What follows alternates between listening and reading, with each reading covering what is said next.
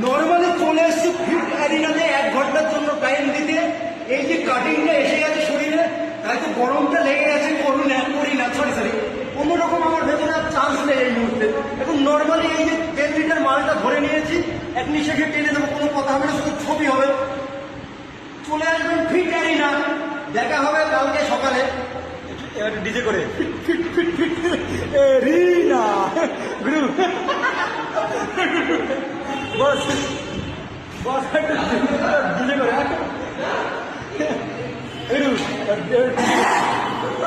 এক নিঃশ্বাসে টেনে নর্মালি চাইছিলাম আমি নিঃশ্বাসটাকে শক্ত করে, এখনো কিন্তু ছাড়িনি।